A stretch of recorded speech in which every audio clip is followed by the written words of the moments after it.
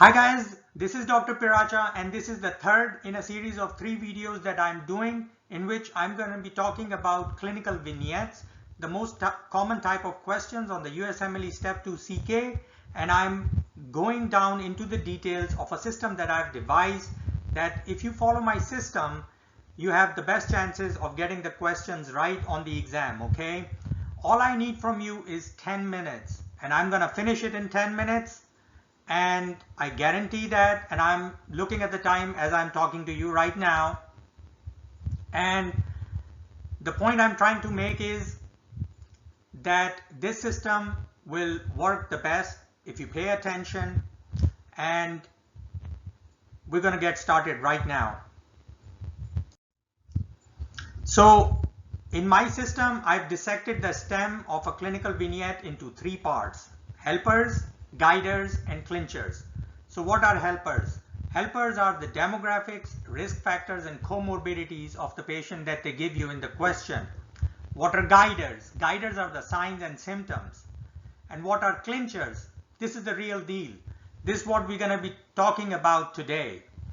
I've talked about the helpers and guiders in my previous 2 videos. If you haven't watched them, please watch them, and they'll bring you up to speed. This video is about the clinchers, and we're going to get started right now. So what is a clincher? So a clincher in the question is the laboratory data, radiographic images, clinical images, reports of diagnostic tests, EKG strips, and pathology slides. Why do I call it the clincher? Here's the reason. It is the single most important part of the STEM. Greater than 90% of your chances of getting the answer right or wrong depend upon how you interpret this data. So why is the clincher so important? Let's go through an example. This 2019, medicine is very advanced. For example, tell me, would you be able to make a diagnosis of non-ST elevation MI without the elevated troponin? No matter how typical the patient's chest pain, however many risk factors he has, the truth is you cannot make a diagnosis of NSTEMI without elevated cardiac biomarkers. Why is that important? That's important because the most important thing needed to make a diagnosis of NSTEMI is elevated troponin. If you don't have that, I don't care how many risk factors are there. Let me give you another example. What about sepsis? Do you think you can make a diagnosis of sepsis without documented source of infection? How do you think you will document the source of infection? The only way to document is you culture the organism in the body fluids pertaining to whichever system the patient is presenting with the signs and symptoms of, or you can culture it from the blood. But you need a positive culture to document the source of infection. This is the clincher. That's why I call it the clincher. So let me give you an example, okay? Let me give you an example of a STEMI. What if I present to you an elderly patient who's got multiple risk factors for coronary artery disease like hypertension, diabetes, hyperlipidemia, obesity. He's having substernal chest pain, worse with exertion, better with rest. He's got elevated troponin. You'd say, I've thrown everything at it. I've thrown the kitchen sink at it. But what if I ask you, is he having a STEMI?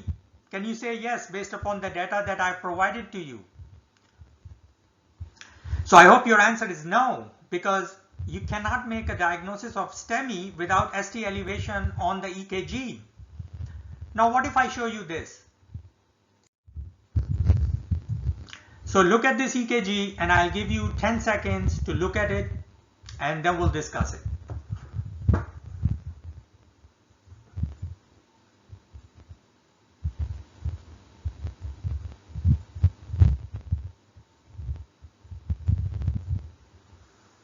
All right, what do you think? I know your eyes are widening with excitement, your pupils are dilating, because what do you see? Do you see this? ST elevation in lead 3. You see this? ST elevation in lead AVF. What is this EKG from? This is an EKG from a patient who is having an inferior STEMI.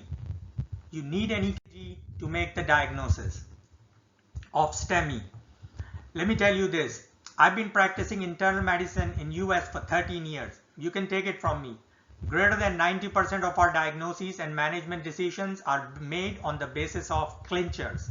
These clinchers, that's why I call them clincher. They clinch the diagnosis for you. I go to the point of saying, you take care of the clinchers and life will take care of itself and you will do excellent on the test.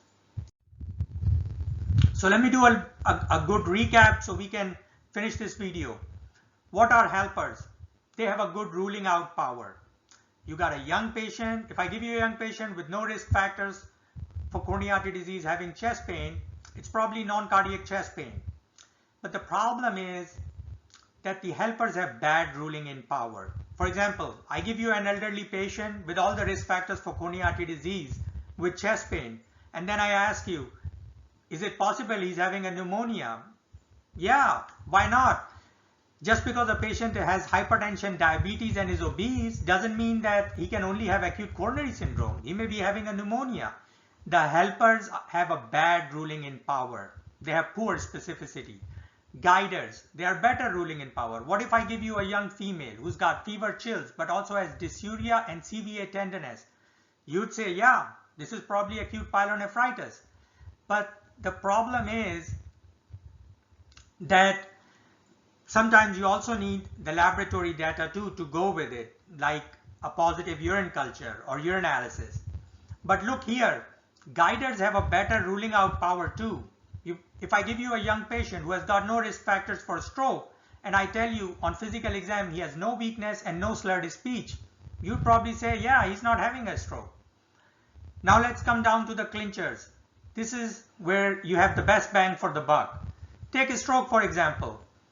I don't care what the helpers and guiders say. If I do an MRI on a patient and it's negative for a stroke, he's not having a stroke.